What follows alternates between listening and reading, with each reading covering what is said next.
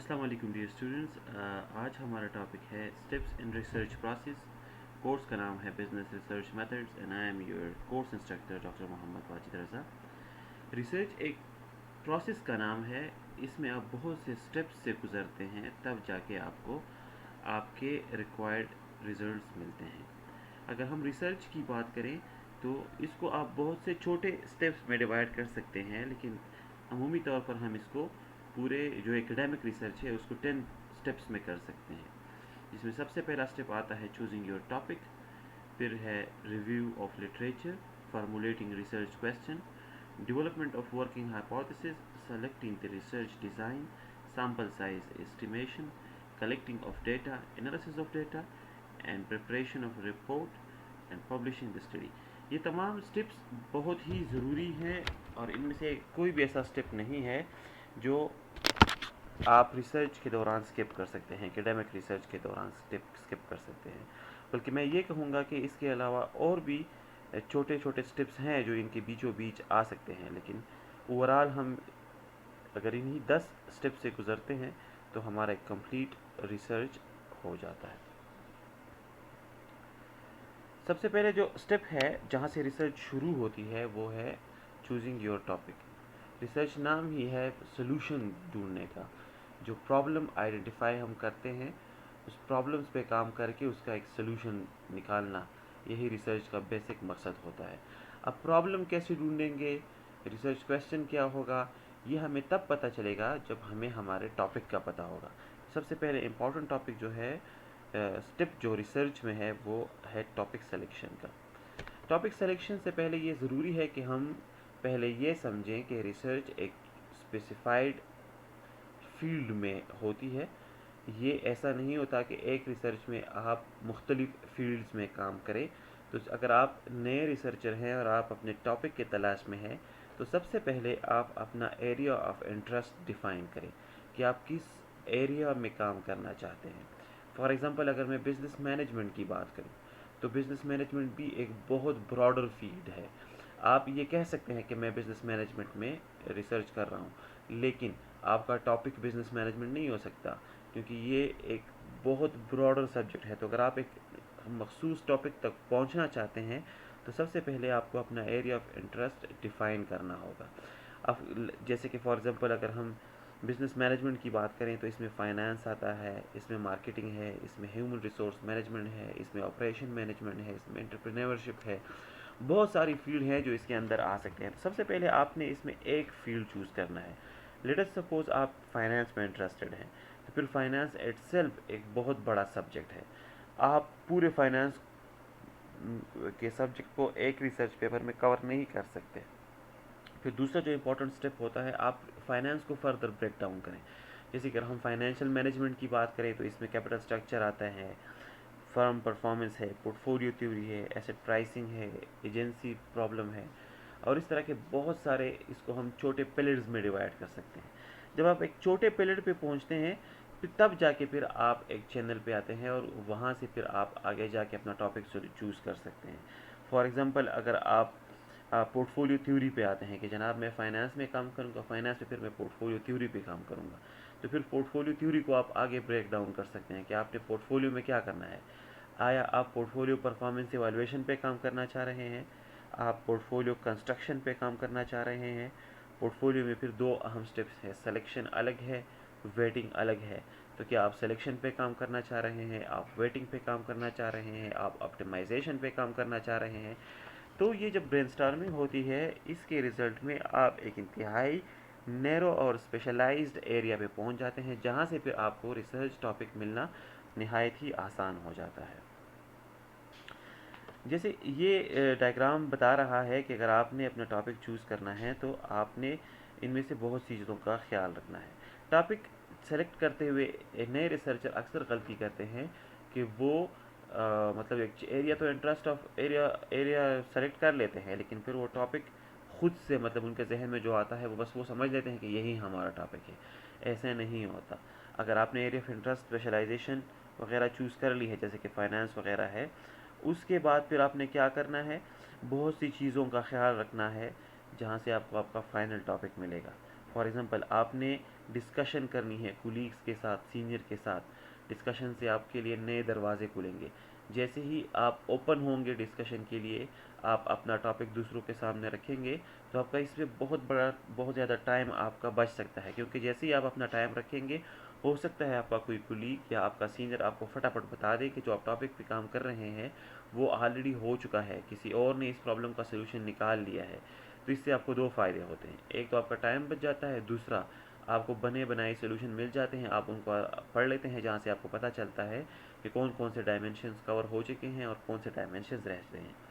Research topic select करने के लिए एक बहुत ही ज़रूरी चीज़ है लिटरेचर रिव्यू करना। जो एरिया ऑफ इंटरेस्ट आपका फाइनल हो चुका है, आप उस पर रिसर्च पेपर्स पढ़ें कि लोगों ने उस पर क्या काम किया है और रिसेंटली उस पर क्या काम हो रहा है। इससे भी आपका थिंकिंग हॉरिजन खुल जाता है और आपको नए डायमेंशंस मिलते हैं थिंकिंग के लिए। और हमेशा टॉपिक चूज़ करने के लिए आपने घबराना बिल्कुल नहीं है। Think out of the box, रिवायती अंदाज से सोचना छोड़ें। ऐसे ऐसे सोचें कि आप out of the box solution निकालें प्रॉब्लम्स के लिए। ओके जी, आइडेंटिफाई द प्रॉब्लम। अब आप एक स्पेसिफिक एरिया पे पहुंच चुके हैं, जैसे कि अगर मैं बात करूं बैंकिंग इंडस्ट्री, फाइनेंस की स्पेशलाइज्ड फील्ड है। सपोज़ आपका एरिया ऑफ इंटरेस्ट ये है और आप चाहते हैं कि आप इसमें रिसर्च करें, तो अब इसमें हम प्रॉब्लम की तरफ कैसे जाएंगे? So the first step in the process is to identify a problem और develop a research question. The research problem may be something that agency identify as a problem, some knowledge or information that is needed by the agency। अब ये problem या तो आप खुद से भी ढूंढ सकते हैं बैंकिंग सेक्टर में, या फिर जिस एजेंसी में, जिस ऑफिस में आप काम कर रहे हैं, वो भी आपको एक प्रॉब्लम बता सकता है कि ये प्रॉब्लम है, आप इसका सोल्यूशन ढूंढें। अक्सर जो फंडिंग एजेंसीज हैं जो रिसर्च के लिए स्कॉलरशिप देते हैं, वो आपको पहले से प्रॉब्लम्स बता देते हैं कि ये मसाइल है, आप इन पे काम करें। फॉर एग्जांपल आप खुद से बैंकिंग सेक्टर में कोई प्रॉब्लम बनाना चाहते हैं, तो इसके लिए मैंने एक मिसाल ली है कि for example in area there are few banks, the banks the bank is offering a lot of products and services, but the local people are not coming to banks. Preliminary review revealed that people are Muslims and they are not allowed to invest and interest. That is why they are not coming to banks. But few of the banks are providing Sharia compliant solutions. Then why customers are not coming? This is a major area of concern for the banking industry. Suppose एक area है जहाँ पे कुछ banks खुले हैं, उस bank के पास अच्छे खासे प्रोडक्ट्स हैं, सर्विसेज हैं, वो बड़े अच्छे सर्विसेज दे रहे हैं, लेकिन उसके बावजूद उस एरिया के लोग बैंकिंग सेक्टर नहीं आ रहे, वहाँ उनके साथ बिजनेस नहीं कर रहे। तो बैंकिंग सेक्टर बड़ा परेशान हो गया कि क्या वजह है कि लोग यहाँ पे हमारे साथ डीलिंग नहीं कर रहे। जब आपने डिस्कशंस की, लिटरेचर रिव्यू पढ़ा, तो आपको थोड़ा बहुत अंदाज़ा हो गया कि यहाँ पे ज़्यादातर आबादी मुसलमानों की है और मुसलमानों की शरिया में है कि वो इंटरेस्ट बेस्ड फाइनेंसिंग नहीं करते, इसलिए लोग ये बैंक्स की तरफ नहीं आ रहे। अब देखिए आपका जहन खुल गया था, एक मसला था, लेकिन आपको फटाफट से लिटरेचर से और डिस्कशन से सोल्यूशन मिल गया। लेकिन फिर जब आप और पढ़ते हैं तो आपको अंदाज़ा हुआ कि नहीं, ये जो बैंक्स हैं इनमें तो इस्लामिक बैंक्स भी हैं और वो इस्लामिक प्रोडक्ट्स दे रहे हैं, वो शरिया कंप्लाइंट प्रोडक्ट्स दे रहे हैं, फिर क्यों लोग यहाँ पे नहीं आ रहे हैं इनके प्रोडक्ट्स पे? तो इसके लिए फिर आपको और पढ़ना होगा, क्योंकि अभी देखें आपको एक प्रॉब्लम था, उसका एक सोल्यूशन मिल गया, लेकिन ज़रूरी नहीं कि एक प्रॉब्लम का एक ही डायमेंशन हो, आपने इसके और डायमेंशन ढूंढने हैं। तो अब ये एक मेजर एरिया ऑफ कंसर्न है बैंकिंग के लिए, बैंकिंग सेक्टर के लिए भी और इंडिविजुअल्स के लिए भी, और इसी को हम रिसर्च प्रॉब्लम कहते हैं। अब जैसे कि हमारे केस में रिसर्च प्रॉब्लम क्या बना कि डिस्पाइट द फैक्ट कि बैंक शरिया कंप्लाइंट सॉल्यूशंस दे रहे हैं, वहाँ पे मुसलमानों की अच्छी खासी आबादी भी है, लेकिन फिर भी लोग बैंकिंग सेक्टर की तरफ नहीं आ रहे। अब ये देखिए, ये एक प्रॉब्लम हो गया है। इसी प्रॉब्लम से जाके आगे जाके आपका रिसर्च क्वेश्चन बनता है और उस रिसर्च क्वेश्चन पे आप पूरी स्टडी करते हैं। तो यहाँ पे आप देख सकते हैं कि रिसर्च प्रॉब्लम थोड़ा सा ब्रॉडर है, एक खुला क्वेश्चन हमने छोड़ दिया है कि लोग क्यों नहीं आ रहे, क्या वजूहत है। अब आगे जाके हम इसको ना स्पेसिफाई करेंगे। अच्छा, ये रिव्यू ऑफ लिटरेचर। अब आपको पता चल गया है कि बैंकिंग प्रॉब्लम हमारा बैंकिंग सेक्टर से रिलेटेड है, शरिया कंप्लाइंट सॉल्यूशंस अवेलेबल हैं, मुस्लिम कस्टमर्स भी हैं, लेकिन वो नहीं आ रहे हैं। तो क्या वजह हो सकती है? तो इस पर आप दोबारा जाके बैंकिंग सेक्टर पे बड़ा लिटरेचर रिव्यू पढ़ें, लोगों से डिस्कशंस करें। तो लिटरेचर रिव्यू असल में क्या है? तो it will help you in many aspects. For example, literature review gives theoretical rationale of problem being studied, what research has been done and how it relates to the problem. Research literature review से हमें ये भी कुछ बातें जो हमें इससे आसानी होती है वो ये है कि what we already know, how people have approach some problem, what existing solution exist. अगर आप लिटरेचर रिव्यू करते हैं तो इससे आपको बहुत फ़ायदे होते हैं, जिससे सबसे पहला फ़ायदा तो ये है कि व्हाट वी ऑलरेडी नो, हम ऑलरेडी क्या जानते हैं, लोगों ने इस पर काम किया होगा, उन्होंने बड़े सोल्यूशंस दिए होंगे मुझसे पहले, बाकी लोगों ने इस प्रॉब्लम को कैसे अप्रोच किया है, कैसे सॉल्व किया है, और मार्केट में ऑलरेडी एग्जिस्टिंग सोल्यूशंस कितने पड़े हैं। You will find a lot of research on constraint portfolios may be not constrained by Sharia principles, but we can generalize the level of constraints. आप शरिया कंप्लाइंट इन्वेस्टमेंट पे भी बहुत सारा literature review पढ़ सकते हैं, बैंकिंग पे भी पढ़ सकते हैं, जहाँ से आपको ऐसे रीजंस मिल जाएंगे जो हो सकता है आपके प्रॉब्लम से रेलेवेंट हो। और लिटरेचर रिव्यू पढ़ते हुए आपने क्या करना है, आपने हमेशा गैप ढूंढना है। गैप्स क्या होते हैं, खला, जो काम किसी मतलब एक बंदे ने काम किया है कि उसने एक फैक्टर आइडेंटिफाई किया है, एक दूसरे बंदे ने बी फैक्टर आइडेंटिफाई किया है, एक तीसरे बंदे ने डी फैक्टर आइडेंटिफाई किया है, तो आपको पता चल गया कि ए बी और डी लोगों ने आइडेंटिफाई किए हैं, लेकिन ई फैक्टर सी फैक्टर किसी ने नहीं छेड़ा। तो अगर आपको ये पता चल जाता है लिटरेचर रिव्यू से कि सी मिसिंग है, सी किसी ने नहीं टच किया, तो ये आपका रिसर्च गैप होता है और इसी पे आप काम करते हैं। Why perform literature review? Give the big picture of the field, introduce the work that you will use, introduce you to the limitation of these works and why they don't solve your problem, give hints on what your solution will have to address. Also very important reason for conducting literature reviews, you will be able to know who are the pioneers of your work, who are active researcher in the field, and you will prevent your self री inventing the wheel. अगर आप literature review करते हैं तो इससे आपको बहुत फ़ायदे होते हैं। एक तो आपको आसानी से पूरा नॉलेज मिल जाता है कि लोगों ने क्या सोल्यूशंस दिए हैं, कैसे दिए हैं। लिटरेचर रिव्यू का ये भी फ़ायदा है कि आपको पता चल जाता है कि आपकी फील्ड में बड़े बड़े रिसर्चर कौन से हैं। इससे आपको ये भी पता चल जाता है कि आजकल आपकी फील्ड में कौन रिसर्च कर रहा है। और लिटरेचर रिव्यू का सबसे बड़ा फ़ायदा ये होता है कि आप री इन्वेंटिंग द व्हील से बच जाते हैं। एक ऐसा सोल्यूशन आप नहीं ढूंढते जो पहले से हुआ है। अगर आप लिटरेचर रिव्यू नहीं करते तो हो सकता है आप 1 साल 2 साल लगाएं और अपने प्रॉब्लम का सोल्यूशन ढूंढें, लेकिन तब जाके आपको पता चले कि ये सोल्यूशन तो मुझसे 5 साल पहले ने बता दिया था। तो इसको हम कहते हैं री इन्वेंट द व्हील। तो अगर आप लिटरेचर रिव्यू करते हैं तो आप इस मुसीबत से बच जाते हैं और आप सिर्फ उन चीज़ों पे काम करते हैं जिन पे वाकई ही किसी ने काम नहीं किया होता। अब अगर आप लिटरेचर रिव्यू करना चाहते हैं तो लिटरेचर हमें कहाँ से मिलेगा। लिटरेचर से मुराद है कि बाकी लोगों का काम पढ़ें, जिन लोगों ने आप ही के टॉपिक पे काम किया है, आप उनके काम को पढ़ें। तो ये टॉपिक हमें कहाँ से मिलेंगे, इन पे रिसर्च पेपर थीसिस कहाँ से मिलेंगे। तो ऑनलाइन बहुत से रिसोर्सेज अवेलेबल हैं, आप इन रिसोर्स पे जाएं, ज़्यादातर इनमें से फ्री हैं। आप इन रिसोर्सेज में अगर अपने टॉपिक के बारे में रिसर्च करेंगे तो आपको बहुत सारे पेपर्स मिल जाएंगे। आप रिसर्च के स्टूडेंट्स हैं, इसलिए आपको ये याद रखना पड़ेगा, ये नाम आपको रिसर्च के दौरान बहुत ज़्यादा हेल्प करेंगे। आप गूगल स्कॉलर पे जाके ढूंढ सकते हैं, आप एल्सेवियर पे जाके ढूंढ सकते हैं, साइंस डायरेक्ट है, एमरल्ड ग्रुप है, और इस तरह के बहुत सारे सर्च इंजन हैं जहाँ से आपको लिटरेचर आसानी के साथ मिल सकता है। अच्छा जी, अब प्रॉब्लम तो हमारा आ गया है, हमने लिटरेचर रिव्यू भी कर ली है, अब हमें रिसर्च क्वेश्चन बनाना है कि हमने काम किस पे करना है। तो ये थर्ड स्टेप है। And many times the initial problem identify and the first step of the process is too large or broader in scope, the researcher should clarify the problem and narrow the scope of study. अब जैसे हमने अपने problem के बारे में बात की पहले स्टेप में, तो उसी वक्त मैंने बता दिया था कि ये प्रॉब्लम वैलिड है, लेकिन मसला ये है कि ये प्रॉब्लम अभी भी बहुत ज़्यादा ब्रॉडर है और ब्रॉडर चीज़ों पे काम करना मुश्किल होता है। इसलिए ज़रूरी है कि आप पहले इस ब्रॉडर जो प्रॉब्लम एरिया है इसको नैरो करें, इसको और स्पेसिफिक करें। So this can only be done after the literature has been reviewed. जब आप लिटरेचर का मुताला करते हैं तो आपको और डायमेंशंस मिलते हैं और उन डायमेंशंस के बाद आपको आसानी होती है कि आप अपना प्रॉब्लम जो है वो नैरो डाउन कर सकें। The knowledge gained through the review of literature guide the researcher in clarifying and narrowing the research project. For example, the research problem is about banking sector business. This topic is very broad and could be studied based on financial literacy, trust on bank, Sharia compliance, general income, saving, perceived image of banks.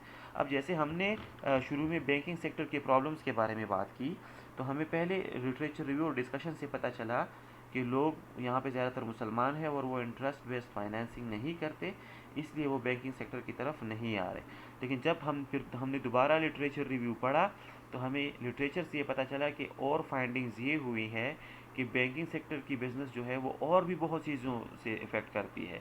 For example, इसमें आपका जनाब financial literacy अहम role play करता है। Financial literacy से मुराद ये है कि आपको कितना नॉलेज है बैंकिंग सेक्टर के प्रोडक्ट्स का, क्योंकि हो सकता है कुछ लोगों को ज़रूरत भी हो और बैंक शरिया कंप्लाइंट सोल्यूशन भी दे रहे हों, लेकिन उन लोगों को पता ही नहीं है कि बैंक क्या चीज़ है और प्रोडक्ट्स क्या चीज़ है और यहाँ पे फाइनेंसिंग कैसी होती है। मतलब फाइनेंस के हवाले से उनके पास नॉलेज नहीं है। तो अगर उनके पास नॉलेज ही नहीं है तो उनको तो पता ही नहीं है कि बैंक उनके मसाइल का हल प्रोवाइड कर सकता है, इसलिए वो नहीं आ रहे हैं। एक और हम फैक्टर भी हो सकता है जिसको हम ट्रस्ट ऑन बैंक्स कह सकते हैं। हो सकता है उस इलाके के लोग बैंक पर ट्रस्ट ना करते हों, इसलिए नहीं आते हों। शरिया कंप्लाइंस का इशू हो सकता है।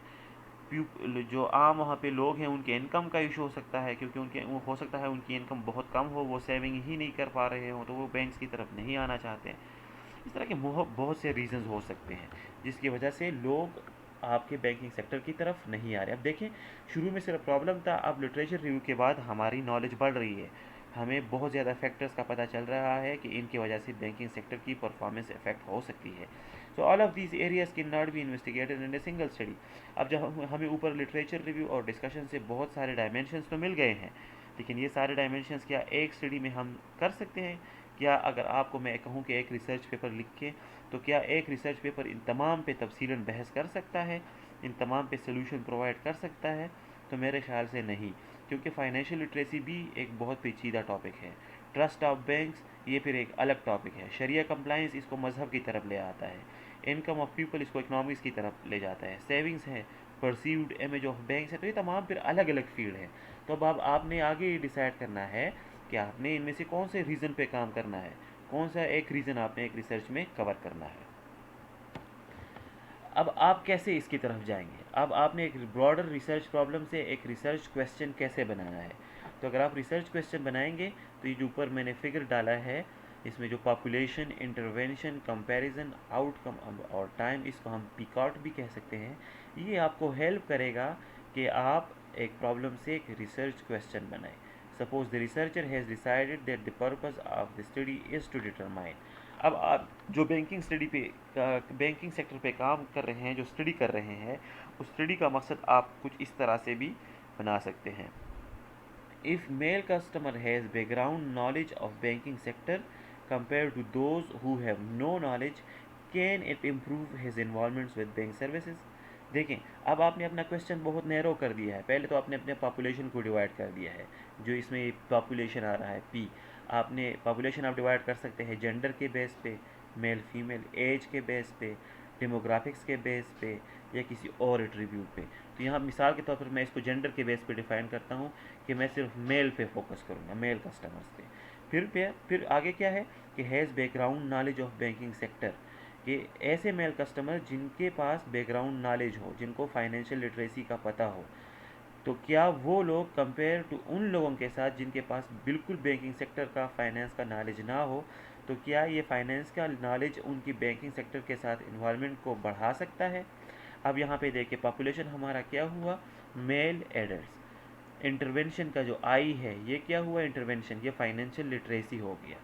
कंपैरिजन के लिए मैंने क्या किया? पीपल जिनके पास फाइनेंशियल नॉलेज है और वो लोग जिनके पास फाइनेंशियल नॉलेज नहीं है। और आउटकम स्टडी का क्या होगा कि जनाब वो लोग बैंक इन्वॉल्वमेंट में है, वो बैंक की तरफ आ रहे हैं कि नहीं आ रहे हैं। तो अब देखिए, अगर इस तरह का क्वेश्चन होगा तो इस तरह के क्वेश्चन पे काम करना, इस तरह के क्वेश्चन पे डेटा इकट्ठा करना, ये बहुत ही ज़्यादा आसान हो जाता है। अब आपको पता है कि आपने सिर्फ मेल कस्टमर्स के पास जाना है, उनसे फाइनेंशियल लिटरेसी के बारे में पता करना है कि वो लिटरेट है कि नहीं है, और फिर आपने पता करना है कि वो बैंक के साथ इन्वॉल्व है या इन्वॉल्व नहीं है। तो अगर ये डेटा आपके पास आ जाता है तो आपकी बड़ी मज़ेदार फाइंडिंग्स आ जाएगी। आप अपने डेटा को दो हिस्सों में डिवाइड कर लेंगे, वो लोग जो फाइनेंशियल लिटरेट हैं, वो लोग जो फाइनेंशियल लिटरेट नहीं है, और फिर आप सिंपल परसेंटेज वगैरह से पता कर लेंगे कि कितने परसेंट लोग जो फाइनेंशियल लिटरेट हैं वो बैंक्स में इन्वॉल्व हैं, और कितने परसेंट लोग जो फाइनेंशियल लिटरेट नहीं है वो बैंक्स की तरफ नहीं आ रहे। तो आपकी एक वैलिड और सॉलिड फाइंडिंग्स आ जाएगी। Quality of research question. अब अगर आप रिसर्च क्वेश्चन बना रहे हैं तो याद रखिएगा कि आपका रिसर्च क्वेश्चन में कुछ एट्रीब्यूट्स होने चाहिए।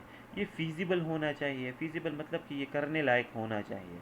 आपको पता होगा कि इसके लिए नंबर ऑफ़ पार्टिसिपेंट्स हैं या इसके लिए करने के लिए जो रिसोर्सेज हैं वो तमाम अवेलेबल होंगे, बाद में मसला नहीं होगा। आपका रिसर्च क्वेश्चन इंटरेस्टिंग होना चाहिए, इंटरेस्टिंग इन अ वे कि आपका अपना भी इसमें इंटरेस्ट हो, रिसर्च होने के बाद इसको सोसाइटी के लिए कुछ बेनिफिट्स भी मिले, बैंकिंग सेक्टर को भी फ़ायदा हो, कस्टमर्स को भी फ़ायदा हो। नावल होना चाहिए। नावल मतलब कि आपका जो रिसर्च क्वेश्चन है वो नया होना चाहिए, उसमें कुछ ना कुछ नया होना चाहिए। बिल्कुल पुरानी चीज़ों को आपने दोबारा से नहीं करना। एथिकल चीज़ों का आपने ख्याल रखना है। आपने ऐसे रिसर्च क्वेश्चन नहीं बनाने जो किसी एरिया के या किसी ख़ास तबके के लोगों के एथिकल कंसर्न्स के ख़िलाफ़ हो, और ये रेलेवेंट होना चाहिए। रेलेवेंट मतलब कि जो एग्जिस्टिंग बॉडी ऑफ नॉलेज है उसमें ये कंट्रीब्यूट करे। अच्छा जी, अब रिसर्च क्वेश्चन के बाद एक बहुत ही अहम स्टेप है जिसको हम कहते हैं formulation of hypothesis. So hypothesis is a tentative explanation for certain phenomena or events which have occurred or will occur. Hypothesis is the claim of researcher. Hypothesis क्या है? ये एक रिसर्चर का दावा है। अब जब रिसर्चर ने पहले बैंकिंग सेक्टर के बारे में पढ़ा, फिर लिटरेचर रिव्यू किया, फिर डिस्कशंस किए, फिर लिटरेचर रिव्यू किया, फिर प्रॉब्लम को नैरो करके रिसर्च क्वेश्चन पे ले आया, तो यहाँ तक रिसर्चर की एक अच्छी खासी अंडरस्टैंडिंग हो चुकी होती है। प्राय दूसरे लोगों के रिसर्च का इतना मुताला इतना उसने किया होता है लिटरेचर रिव्यू में कि उसको तकरीबन पता चल चुका होता है कि ये बैंकिंग सेक्टर के जो यहाँ पे काम नहीं कर रहा, इसकी क्या वजह है। तो अब जब ये पता चल चुका होता है तो अब ज़रूरी है कि वो इसको स्टेटिस्टिक्स से साबित करे कि वाकई जो मैं कह रहा हूँ वही ठीक है। तो स्टेटिस्टिक्स से साबित करने के लिए सबसे पहले आपको हाइपोथेसिस बनाने पड़ते हैं। हाइपोथेसिस क्या है? ये रिसर्चर का दावा है। ये वो दावा है जो रिसर्चर चाहता है कि अपने रिसर्च में प्रूव करें। अब नॉर्मली हाइपोथेसिस के दो टाइप्स होते हैं, एक नल हाइपोथेसिस होता है और एक अल्टरनेटिव हाइपोथेसिस। नल हाइपोथेसिस को हम H0 कहते हैं, अल्टरनेटिव हाइपोथेसिस को H1 कहते हैं। नल हाइपोथेसिस वो हाइपोथेसिस है जो आप रिजेक्ट करना चाहते हैं, अल्टरनेटिव हाइपोथेसिस वो हाइपोथेसिस है जो आप एक्सेप्ट करना चाहते हैं। तो अब जो हमारी ये स्टडी है बैंकिंग सेक्टर में, इसमें हमारा नल हाइपोथेसिस क्या होगा कि जब फाइनेंशियल लिटरेसी का कोई अमल दखल नहीं है बैंकिंग सेक्टर इन्वॉल्वमेंट में। लेकिन चूंकि ये तो हम नहीं चाहते कि ये हाइपोथेसिस एक्सेप्ट हो, क्यों हम तो चाहते हैं कि ये एक्सेप्ट हो कि वाकई फाइनेंशियल लिटरेसी रोल प्ले कर रहा है। तो हमारा अल्टरनेटिव हाइपोथेसिस क्या होगा कि there is significant relationship between financial literacy and banks involvement. तो हाइपोथेसिस ज़रूरी होता है। तो आपने अपने रिसर्च में हाइपोथेसिस भी लिखने होते हैं। ज़रूरी नहीं कि आपका एक हाइपोथेसिस हो, एक स्टडी में 2, 3, 4 हाइपोथेसिस भी हो सकते हैं। अब जब हाइपोथेसिस आपका हो गया है, आपका दावा क्लियर हो गया है कि आपने किन चीज़ों के दरमियान रिसर्च करनी है, किन चीज़ों के दरमियान रिलेशनशिप आपने देखना है। हमारे केस में हाइपोथेसिस क्या हो गया कि हम साबित करना चाहते हैं कि मेल जो कस्टमर है उनमें अगर फाइनेंशियल लिटरेसी ज़्यादा होगी तो वो बैंक्स की तरफ ज़्यादा आएंगे। अब चीज़ें बड़ी क्लियर है। अब मैंने क्या करना है, मैंने रिसर्च डिज़ाइन बनाना है। अब इस प्रॉब्लम को, इस क्वेश्चन को सॉल्व करने के लिए मैंने स्टडी करनी है। तो छठा जो स्टेप है उसको हम कह सकते हैं कि आप अपना रिसर्च डिज़ाइन करें। आपकी मेथोडोलॉजी क्या होगी, इस क्वेश्चन को सॉल्व करने के लिए आप कौन कौन से मराहिल से गुजरेंगे। तो याद होगा हमने पिछले क्लासेस में रिसर्च ओनियन के बारे में पढ़ा था कि अगर आपने अपने रिसर्च के बारे में करना है तो आपको एक पूरे स्टेप्स थे, और वो स्टेप्स हमने साउंडर्स रिसर्च ओनियन के थ्रू डिस्कस किए थे, जिसमें आपने पढ़ा था कि आपका पैराडाइम कौन सा होगा। आपने इंटरप्रेटिविस्ट पैराडाइम से करना है, पॉजिटिविस्ट से करना है, आपकी स्टडी क्वालिटेटिव होगी, क्वांटिटेटिव होगी, पॉपुलेशन आपका कौन सा होगा स्टडी का, सैम्पल आपका क्या है, टाइम हॉरिजन क्या है। तो वो जो लेक्चर था उसको आप पढ़ें, उसके बाद आप इस स्टडी को करने के लिए डिसीजन लें कि आपकी स्टडी डिज़ाइन क्या होगा। तो इस एग्जांपल में अगर मैं करना चाहूँ तो चूँकि ये हमें वेरिएबल्स बड़े क्लियर हैं तो हम इसमें पॉजिटिविस्ट पैराडाइम यूज़ कर सकते हैं, और हम इसको क्वांटिटेटिवली भी कर सकते हैं। आप अगर चाहें तो इसको क्वालिटेटिवली भी कर सकते हैं, लेकिन अगर आप क्वालिटेटिव करेंगे तो वो फिर आप नए वेरिएबल्स ढूंढने की तरफ जाएंगे। यहाँ हम नए वेरिएबल्स नहीं ढूंढ रहे हैं, हम जस्ट कह रहे हैं कि फाइनेंशियल लिटरेसी और बैंक इन्वॉल्वमेंट के बीच रिलेशनशिप है कि नहीं है। तो हमने दो वेरिएबल्स को आइडेंटिफाई कर लिया है, इनको टेस्ट करने जा रहे हैं। तो अगर हम टेस्ट करने जा रहे हैं तो हम पॉजिटिविस्ट पैराडाइम यूज़ करेंगे, क्वांटिटेटिव स्टडी होगी। और पॉपुलेशन के बारे में हम बात करते हैं, या फिर अगर आप रिसर्च डिज़ाइन पढ़ें तो वहाँ से भी आपको अंदाज़ा हो जाएगा। सातवां जो स्टेप है that is selecting the sample. अब sampling means procedure by which some member of the population are selected as representative of the entire population. अब आपने अपनी स्टडी करनी है एक इलाके में जहाँ पे आपने ये देखना है कि बैंकिंग सेक्टर में लोग क्यों नहीं आ रहे। अब आपने अपना आपकी पॉपुलेशन कौन सा है, वहाँ के तमाम जो पोटेंशियल कस्टमर्स हैं बैंकिंग सेक्टर के, वो आपका पॉपुलेशन है। वो लोग जिन्हों जो मेल है और जो एडल्ट है, सिर्फ ये दो क्राइटेरिया अगर पूरे करते हैं कि जो मेल हो और एडल्ट हो, वो आपके पॉपुलेशन में आ रहे हैं। अब ये आइडियल होगा कि आप उस इलाके के तमाम मेल कस्टमर से क्वेश्चनेयर फिल करवाएं, लेकिन हकीकत में ये बड़ा मुश्किल हो जाता है। फंड्स कम होते हैं, टाइम अवेलेबिलिटी का मसला होता है, और बड़े कंस्ट्रेंट्स होते हैं जिसकी वजह से आप तमाम पॉपुलेशन तक रसाई नहीं कर सकते। इसलिए रिसर्चर क्या करते हैं कि वो पॉपुलेशन से एक ख़ास किस्म का सैंपल लेते हैं और उस सैंपल से डेटा इकट्ठा करते हैं। तो अभी आपने भी अपने लिए सैंपल डिज़ाइन करना है कि कितने लोगों से आपने डेटा इकट्ठा करना है। अब सैंपल कितना बड़ा होना चाहिए, मतलब इसमें कितने लोग होने चाहिए, तो ये डिपेंड करता है। अगर आपका पॉपुलेशन बहुत ज़्यादा है, वहाँ की जो आपके रिस्पोंडेंट है, अगर आप देखते हैं कि वो उनकी तादाद ज़्यादा है, तो फिर उस हिसाब से आपका सैंपल भी ज़्यादा होना चाहिए। सपोज़ 5,000 10,000 लोग वहाँ पे हैं, तो फिर ज़रूरी है कि आप कम से कम 400-500 क्वेश्चनेयर्स फिल करें। ऐसा नहीं हो कि आप 5-10 हज़ार लोगों से 1-2 या 10-15 क्वेश्चनेयर फिल करके ले आएँ और आप कहें कि जनाब हमारा सैंपल हो गया है, क्योंकि मैंने तो सैंपल करना है। तो 10-20 काफ़ी है नहीं, क्योंकि जब 10-20 से आप रिसर्च करेंगे तो फिर ये फाइंडिंग्स आप जनरलाइज नहीं कर सकते। 10-20 लोगों जो कह रहे हैं वो 5,000 10,000 लोगों की नुमाइंदगी नहीं कर सकती। और अगर आपको याद हो, हॉलमार्क्स ऑफ बिजनेस रिसर्च में मैंने कहा था कि एक क्वालिटी होती है आपकी रिसर्च की, किसको जनरलाइजेबिलिटी कहते हैं, कि आपका रिसर्च की जो फाइंडिंग्स हैं उसको हम आसानी से जनरलाइज कर सकें। तो आप 10 लोगों की बात 5,000 लोगों तक तो जनरलाइज नहीं कर सकते। हाँ, अलबत्ता आप 400 500 हज़ार तकरीबन लोग आप इंटरव्यू करें, उनसे क्वेश्चनेयर फिल करवाएं, वो जो कहते हैं उसकी बुनियाद पे आप कह सकते हैं कि हाँ तकरीबन हम फिर ये कह सकते हैं कि 5,000 लोग ही यही कह रहे हैं। अब अगर आपका पॉपुलेशन ही कम हो, आप ऐसी स्टडी कर रहे हैं जहाँ पे आपका पॉपुलेशन बहुत कम हो, तो फिर बेशक आप कुछ लोगों से भी अगर सैंपल इकट्ठा कर लेते हैं तो ये ठीक रहता है। फॉर एग्ज़ाम्पल आपकी स्टडी ऐसी है कि आप देखना चाह रहे हैं कि पाकिस्तान में जो प्राइम मिनिस्टर गुजरे हैं, आप सिर्फ उन प्राइम मिनिस्टर से डेटा इकट्ठा करेंगे। तो ज़्यादातर प्राइम मिनिस्टर तो मर चुके हैं, जो अभी ज़िंदा हैं वो कितने होंगे, 10-15, इससे ज़्यादा नहीं हो सकते। तो आपका पॉपुलेशन ही 10-15 है। तो अगर ऐसे केसेस में आप 5-6 लोगों से भी डेटा इकट्ठा कर लेते हैं तो वो काफ़ी रहता है। तो सैम्पल साइज़ एक पेचीदा चीज़ है। इसको फिर आगे हम इंशाल्लाह नेक्स्ट लेक्चर्स में पूरा एक लेक्चर इस पे देंगे। ये डिपेंड करता है कि आपका पॉपुलेशन कितना है, उस हिसाब से आप अपना सैम्पल साइज़ सेलेक्ट करते हैं। कुछ रिसर्चर्स ने इसके लिए फार्मूले भी बनाए हैं कि अगर आप पॉपुलेशन इतनी हो तो सैम्पल इतना होना चाहिए। तो वो मैं इंशाल्लाह कमिंग क्लासेस में आपके साथ शेयर करूँगा। सैम्पलिंग डिज़ाइन एक बहुत पेचीदा चीज़ है। आप अब आपका सैम्पल साइज़ तो आपका हो गया है कि जनाब मैंने कम से कम 500 लोगों से क्वेश्चनेयर करने हैं। अब जो 500 लोग हैं इसको आप सेलेक्ट कैसे करेंगे, मतलब कौन से 500 लोग, आपके इलाके में तो 10,000 लोग हैं। अब इनमें से ये 500 लोग हम सेलेक्ट कैसे करेंगे, क्या कौन सी क्वालिटीज़ होंगी, क्या हम अपनी मर्ज़ी के 500 लोग लेंगे या हम इनके लिए कोई क्राइटेरिया बनाएंगे जिस क्राइटेरिया के बेस पे 500 लोग लेंगे। तो ये जो सैम्पल आप सिलेक्शन पे करते हैं इसको आप सैम्पल डिज़ाइन कहते हैं। अब सैम्पल डिज़ाइन कैसे क्या होता है, तो ये आपने स्टेटिस्टिक में पढ़ा है, इंशाल्लाह हम भी इसको आगे क्लासेस में डिस्कस करेंगे। सैम्पल डिज़ाइन के लिए आपके पास दो तरीके होते हैं, या तो आप प्रोबेबिलिटी सैम्पलिंग करते हैं या आप नॉन प्रोबेबिलिटी सैम्पलिंग करते हैं। प्रोबेबिलिटी सैम्पलिंग फिर आगे इसमें 4 तरीके हैं, रैंडम सैम्पलिंग है, सिस्टमेटिक सैम्पलिंग है, स्ट्रेटिफाइड सैम्पलिंग है और क्लस्टर सैम्पलिंग है। नॉन प्रोबेबिलिटी सैम्पलिंग में आपके पास कन्वीनियंट सैम्पलिंग होती है, जजमेंटल सैम्पलिंग है, कोटा सैम्पलिंग है। अभी आपको हम इसकी डिटेल्स में नहीं जाते क्योंकि ये एक अलग क्लास है। आप अपने स्टेटिस्टिक कोर्स को रिवाइज करें थोड़ा सा और इसको ऑनलाइन पढ़ें, समझने की कोशिश करें। इंशाल्लाह आगे जाके हम भी इस पर थोड़ी बहुत डिस्कशन कर लेंगे। लेकिन आपने यहाँ इसी स्टेप में ये डिफ़ाइन करना है कि जो ये 500 रिस्पोंडेंट से आप डेटा इकट्ठा करेंगे, ये आप कौन से तरीके से करेंगे। इन तमाम तरीक़ों से आप नहीं कर सकते। आपने प्रोबेबिलिटी और नॉन प्रोबेबिलिटी में सिर्फ एक टेक्निक सेलेक्ट करना है। सपोज़ आप कन्वीनियंट सैम्पलिंग से कर सकते हैं। कन्वीनियंट सैम्पलिंग क्या है, इसमें आप कहते हैं कि जनाब जो लोग हमें आसानी से मिलते हैं 500 लोग, बस उन्हीं से हम कर लेंगे। मतलब आप चल पड़ते हैं तो अगर उन 10,000 लोगों में से जो भी 500 लोग आपको पहले मिल गए, आप उनसे डेटा इकट्ठा कर लेते हैं। तो इसको कन्वीनियंट सैम्पलिंग कहते हैं। कन्वीनियंट का मतलब ये है आसानी।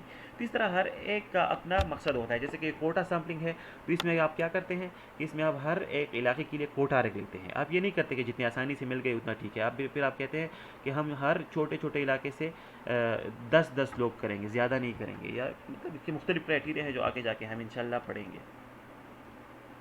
और ये सैम्पलिंग सिलेक्शन ये सैम्पल डिज़ाइन जो है, ये इस पे भी डिपेंड करता है कि आपकी स्टडी की नेचर क्या है। तो ये आप अपनी मर्ज़ी से नहीं कर सकते। इसमें आपने अपने स्टडी के नेचर, अपने ऑब्जेक्टिव को भी देखना होता है। तो उस हिसाब से आपने इसमें से एक मेथड सेलेक्ट करना होगा। सैम्पलिंग अगर आपकी हो गई है और आप रिस्पोंडेंट के पास जा रहे हैं डेटा इकट्ठा करने के लिए, तो यहाँ पे आप कुछ एथिकल चीज़ों का आपको ख्याल रखना पड़ेगा कि आपने उनसे डेटा लेना है वो इन्फॉर्म कंसेंट के थ्रू हो। मतलब ये हो कि आप जो जिन रिस्पोंडेंट्स की तरफ गए हैं उनको सारा आपने इन्फॉर्मेशन दिए हो कि टॉपिक क्या चीज़ है, आप उनसे डेटा क्यों ले रहे हैं, रिसर्च का क्या मकसद है, इस डेटा में उनको कोई रिस्क है कि नहीं है, अगर आप उनको कुछ बेनिफिट्स देना चाहते हैं तो वो भी पहले से बता दें। अल्टरनेटिव्स क्या है, कॉन्फिडेंशियलिटी, कि आप उनसे जो डेटा ले रहे हैं वो आप किसी और को देंगे या ये आप सिर्फ राज रखेंगे, रिसर्च के लिए यूज़ करेंगे, किसी और को ये डेटा नहीं देंगे। डेटा देने के लिए क्या आप उनको कोई कंपेंसेशन देंगे कि नहीं देंगे, उनके पास कॉन्टैक्ट्स वगैरह। तो ये तमाम चीज़ें आपने ना सबसे पहले अपने रिस्पोंडेंट्स को बतानी होती हैं। आपने इनमें से कोई चीज़ उनसे नहीं छुपानी। अच्छा जी, अब कलेक्टिंग द डेटा की तरफ आते हैं। तो फिर आपने अगर सैम्पल्स वगैरह फाइनल हो गया है तो इसके बाद जो स्टेप होता है उसको कहते हैं कि आप अपना डेटा इकट्ठा करें। तो डेटा अक्सर दो तरह का होता है, या तो आप प्राइमरी डेटा इकट्ठा करते हैं या सेकेंडरी डेटा इकट्ठा करते हैं। प्राइमरी डेटा वो डेटा होता है जो पहले से अवेलेबल नहीं होता। ये डेटा रिसर्चर अपने हाथ से बनाता है, रिसर्चर पहली दफ़ा इस डेटा को बनाता है। जैसे कि फॉर एग्ज़ाम्पल आर्टिकल्स पढ़ के वो डेटा निकाल सकता है, बुक्स से वो डेटा निकाल सकता है, न्यूज़पेपर से डेटा ले सकता है, इंटरनेट से डेटा ले सकता है। नहीं सॉरी, ये सेकेंडरी डेटा के हैं। प्राइमरी डेटा, सॉरी यहाँ पे ये मिस्टेक हुआ है, प्राइमरी डेटा के ये टाइप्स नहीं है, ये सेकेंडरी डेटा के हैं। प्राइमरी डेटा वो डेटा होता है जो एक रिसर्चर पहली दफ़ा करता है खुद से। अब फॉर एग्ज़ाम्पल आप इंटरव्यूज़ लेते हैं किसी से, तो जब आप इंटरव्यू लेते हैं तो आप जो एक डेटा उससे बनाते हैं, ये डेटा आपका प्राइमरी डेटा होता है। या फिर अगर आप क्वेश्चनेयर के थ्रू डेटा इकट्ठा करते हैं, या फिर अगर आप कंज्यूमर ट्रायल्स मतलब आप कंज्यूमर पे कोई एक्सपेरिमेंट करते हैं उससे डेटा लेते हैं, या फिर आप फोकस ग्रुप इंटरव्यूज़ करते हैं, तो ये ऐसा डेटा है जो पहले अवेलेबल नहीं होता, बल्कि आप पूरे प्रोसेस के बाद गुजर के इसको बनाते हैं। तो ये प्राइमरी डेटा होता है। सेकेंडरी डेटा कौन सा है? ये वो डेटा है जो ऑलरेडी अवेलेबल होता है, लोगों ने इस पर काम किया होता है और ये बना बनाया डेटा ऑलरेडी पड़ा होता है। सिर्फ आप उस डेटा को एक उठा के अपना रिसर्च क्वेश्चन टेस्ट कर लेते हैं। सपोज़ ये डेटा आर्टिकल्स में भी मिल सकता है, बुक्स में से, न्यूज़पेपर में, इंटरनेट में, सीडीज़ डीवीडीज़ से, या फिर अगर जीडीपी, फॉर एग्जांपल अगर आप जीडीपी पे काम करना चाहते हैं तो जीडीपी पे जो आप काम कर रहे हैं इसके लिए आपको प्राइमरी डेटा नहीं चाहिए। क्योंकि आप जीडीपी का डेटा आप खुद से क्यों कैलकुलेट करेंगे?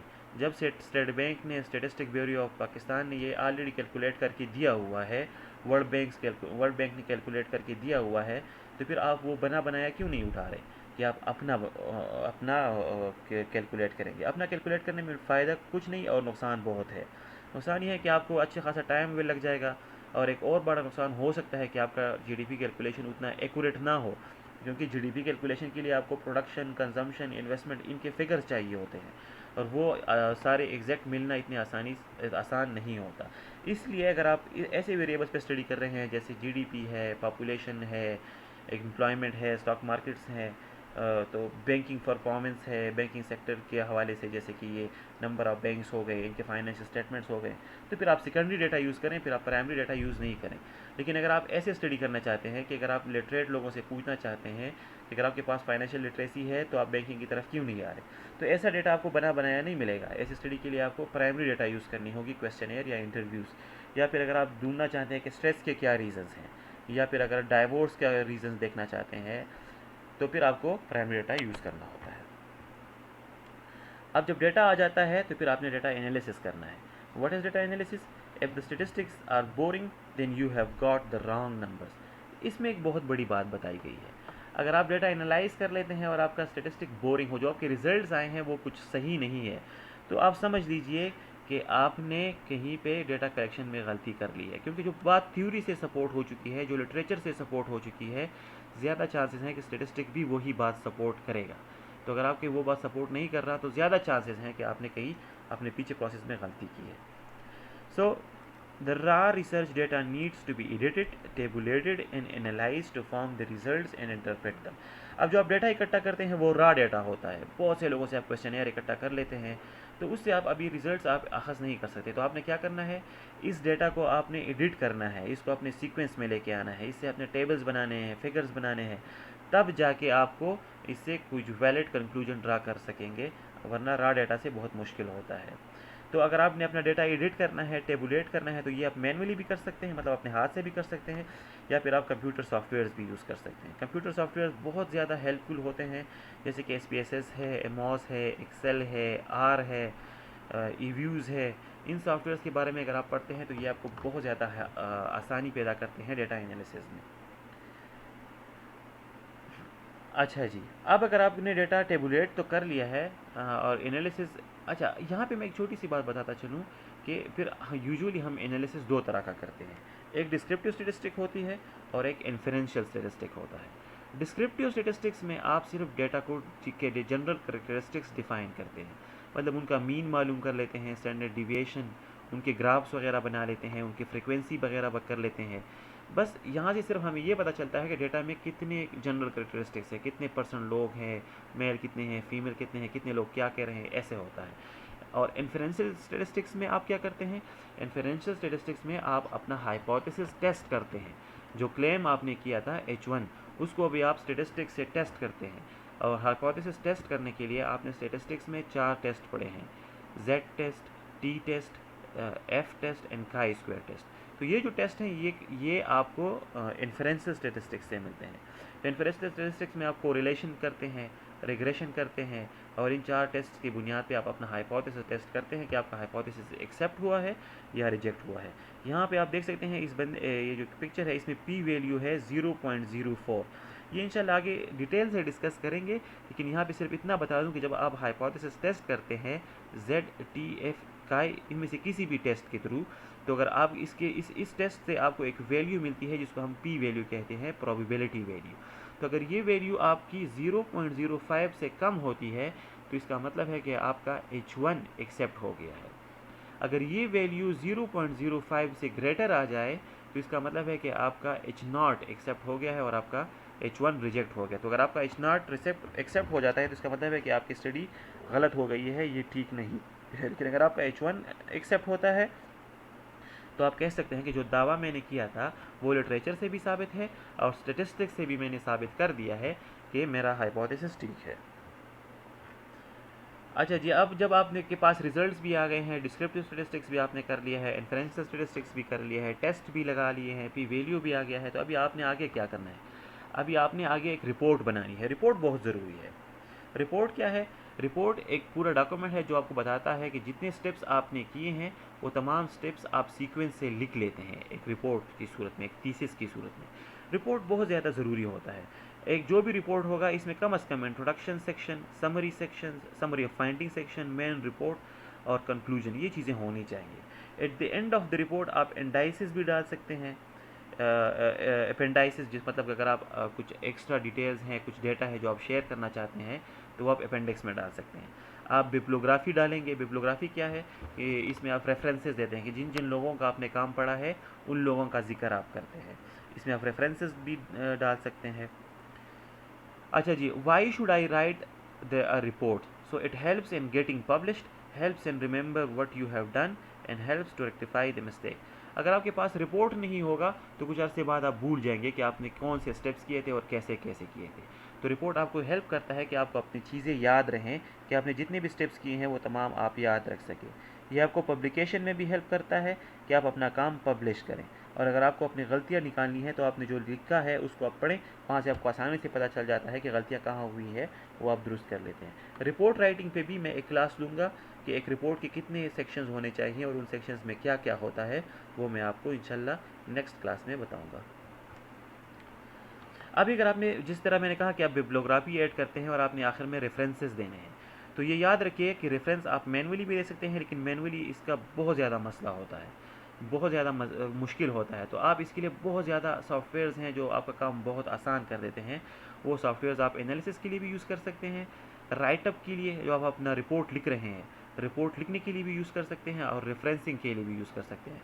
तो आप ये नाम याद रखिए, मेंडले है, जोटेरो है, लेटेक्स है, एंड नोट है, बिबडेस्क है, जेब्रेफ है। तो याद रखिए, रेफरेंसिंग के लिए मैं खुद जेब्रेफ यूज़ करता हूँ, ये बहुत फ्रेंडली है। और अगर आपने रिपोर्ट लिखनी है तो रिपोर्ट आप वर्ड में लिख सकते हैं, लेकिन वर्ड से ज़्यादा लेटेस्ट और एडवांस जो टेक्निक है उसको हम लेटेक्स बोलते हैं। लेटेक्स बहुत ज़्यादा फ्रेंडली है और ये बहुत क्विक है राइटिंग के लिए। तो आप लेटेक्स को भी याद रखें कि अगर आपसे कोई पूछे कि लेटेक्स या लेटेक्स ये सॉफ्टवेयर क्या है, तो आप कह सकते हैं कि ये रिपोर्ट राइटिंग के लिए यूज़ होता है। ग्रामरली एक सॉफ्टवेयर है जो आपके ग्रामेटिकल मिस्टेक्स ठीक कर सकता है। तो ये जो बिबडेस्क, एंड नोट और जेब्रेफ है, ये आप सिर्फ रेफरेंसिंग के लिए यूज़ करते हैं, इससे आप रिपोर्ट नहीं लिख सकते। यहाँ पे आप रेफरेंसिंग करते हैं, रिपोर्ट लिखने के लिए आप लेटेक्स या वर्ड यूज़ करते हैं, और ग्रामर ठीक करने के लिए आप ग्रामरली यूज़ कर सकते हैं। अब जब आपने रिपोर्ट लिख लिया है तो इसके बाद जो क्रिटिकल स्टेप है that is publishing your study. अब आपने आखिर में अपनी स्टडी पब्लिश करनी है। यकीन कीजिए, एक स्टडी पब्लिश करना बहुत ही मुश्किल काम होता है। क्योंकि मुश्किल है क्योंकि जो आपने लिखा है वो आप दावा कर रहे हैं कि आप एग्जिस्टिंग बॉडी ऑफ नॉलेज में कंट्रीब्यूट कर रहे हैं, कि आपने नया नॉलेज दरियाफ्त कर लिया है। तो आपका ये नया नॉलेज इतनी आसानी से लोग एक्सेप्ट नहीं करेंगे, ये बहुत ज़्यादा मराहिल से गुजरेगा। उसके बाद अगर ये उस सब को पास करता है तब जाके ये नॉलेज कहलाएगा, अदरवाइज़ नहीं कहलाएगा। तो एक फ़नी सा फिगर है, इसमें आप देख सकते हैं कि ये जो रिसर्चर है अपना रिपोर्ट लेके जा रहा है पेपर एक्सेप्टेड की तरफ, कि इसका पेपर एक्सेप्ट हो जाए और पब्लिश हो जाए। तो बीच में ये कितने मराहल से गुजर रहे हैं। ये जो लोग यहाँ पे दिखाए गए हैं ये असल में रिव्यूअर्स हैं और एडिटर हैं। एडिटर मतलब रिव्यूअर एडिटर का काम होता है कि वो आपके काम को पढ़ें, इसको क्रिटिकली एनालाइज करें, इस पर क्रिटिसिज्म करें, आप पे क्रॉस क्वेश्चंस करें, और आपसे पूछें कि आपने काम कैसे किया है, और मतलब आपको क्वेश्चंस करें। तो अगर आप इन लोगों के सवालों के सही जवाब देते हैं तो आपका काम एक्सेप्ट हो सकता है, अदरवाइज़ ये रिजेक्ट हो जाएगा। पब्लिशिंग पे भी एक बहुत बड़ी डिस्कशन है, इस पे मैं एक अलग क्लास लूँगा क्या, क्योंकि जर्नल्स आपने पब्लिश कैसे करना है, कहाँ पे पब्लिश करना है, जर्नल्स में अगर पब्लिश करते हैं तो बुरे जर्नल कौन से हैं, अच्छे जर्नल्स कौन से हैं, अगर किसी रिसर्चर ने पब्लिकेशंस किए हैं तो आप उसको कैसे देखेंगे कि इसकी पब्लिकेशंस अच्छी जगह पे हैं या ख़राब जगह पे हैं। ये तमाम मैं इंशाल्लाह इस पर पूरा क्लास देंगे इंशाल्लाह, और उसका टाइटल होगा पब्लिशिंग योर वर्क। अब अपना अपना काम क्यों पब्लिश करना है, तो इसके बड़े फ़ायदे हैं। इसके it will give visibility to your work, आपका काम दूसरे लोग पढ़ सकेंगे, other can use your solution, यही पेपर पढ़ के लोग आपका सोल्यूशन इस्तेमाल करेंगे। इससे आपकी सीवी बेहतर होती है, जितने आपके पब्लिकेशंस होते हैं उतना ही आप बड़ा साइंटिस्ट कहलाते हैं। आपके लिए चांसेस ओपन हो जाते हैं कि आप प्रोजेक्ट्स लें, आप फंड्स लें एजेंसीज से, क्योंकि जबकि आपके पब्लिकेशंस होंगे तो फंडिंग एजेंसीज फिर आपको आसानी से फ़ंड देंगे कि आप प्रॉब्लम्स के लिए सोल्यूशन ढूंढें, और ये आपके लिए नए टॉपिक्स खोल लेता है। और अब आप क्या पब्लिश कर सकते हैं, एक रिसर्चर क्या पब्लिश कर सकता है, तो आप रिसर्च आर्टिकल पब्लिश कर सकते हैं, शॉर्ट कम्युनिकेशन पब्लिश कर सकते हैं, केस स्टडीज़ अगर आपने लिखी हैं तो वो भी आप पब्लिश कर सकते हैं, सिस्टमेटिक रिव्यू आप कर सकते हैं, बुक या चैप्टर आप पब्लिश कर सकते हैं, एकेडमिक थीसिस पब्लिश कर सकते हैं। लेकिन ये बहुत ज़्यादा सीरियस काम है, और ये याद रखिएगा कि पब्लिकेशन के दौरान आपने प्लेजरिज्म का बहुत ख्याल रखना है। प्लेजरिज्म किसे कहते हैं? प्लेजरिज्म ये होता है कि आप किसी दूसरे का काम चोरी करें, आप नेट से या किसी दूसरे रिसर्च पेपर से कॉपी पेस्ट करें और आप कहें कि ये मेरा काम है, ये मैंने लिखा है, इसको प्लेजरिज्म कहते हैं। ये बहुत ज़्यादा सीरियस है और ये बहुत बड़ा क्राइम है। इस पर भी डिटेल क्लास लेंगे कि प्लेजरिज्म होता क्या है, इससे बचना कैसे है, अगर कोई प्लेजरिज्म करता है तो उसको आप पता कैसे करेंगे। तो इस पर इंशाल्लाह क्लास लेंगे। थैंक यू सो मच, आज के लिए इतना ही। अगर आपको कोई क्वेश्चन है तो आप मुझसे